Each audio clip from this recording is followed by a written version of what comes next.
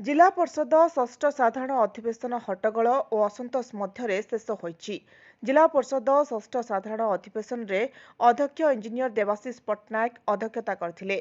ए बैठक रे नयागढ़ विधायक डॉक्टर अरुण कुमार साहू, दसपल्ला विधायक रमेश चंद्र बेहेरा, रणपुर विधायक सत्यनारायण प्रधान, जिलापाल रवीन्द्रनाथ साहू, जिला परिषद मुख्य उन्नयन अधिकारी सुचर कुमार बल, उपजिलापाल शक्तिकांत राय प्रमुख जोग देथिले।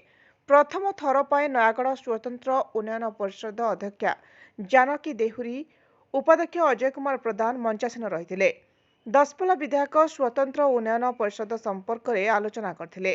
मनरेगा योजना संपर्क में आलोचना समय आवश्यक तथ्य उपस्थापन होई नथिबा नै सदस्य माने उद्वेग प्रकाश करथिले। मनरेगा योजना रे वन विभाग जो कार्य करुछि ताहार एस्टिमेट ठारू बिल पर्यंत विभागीय कर्मचारी द्वारा करा जाउछि, जहाकु नै बैठक रे प्रसंग उपस्थापन होइतिला।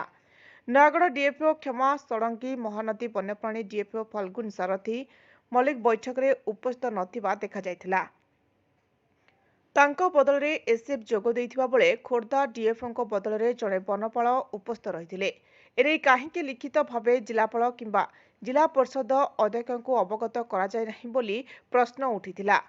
गणिया जिला परिषद नरेश कुमार बेहेरा जिला परिषद बैठक को डीएफओ को अणदेखा सम्मान हानि करुथिबा कहिथिले। विगत 2 वर्ष मध्य केते थर डीएफओ उपस्थित रहिछंती बोली प्रश्न करथिले। जिला परिषद अध्यक्ष एहाकु नै क्षोभ प्रकाश करबा सह खोर्धारू आसिथिबा वनपालଙ୍କୁ बैठकरू विदा करबा पई रूलिंग आनिथिले। वनपाल बैठकरू बाहरी जिबा परे नयागढ़ 2 डीएफओ नाम रे जिला परिषद प्रोसीडिंग करा जिबाकू अध्यक्ष प्रस्ताव रखिथिले।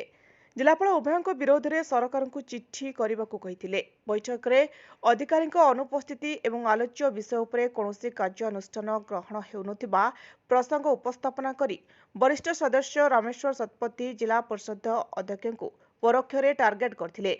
विभिन्न ढंग उपस्थापन करी जिला परिषद गांभीर्य बजाय रहिले समस्तଙ୍କ ठारू सम्मान मिलिबो बोली कहिथिले।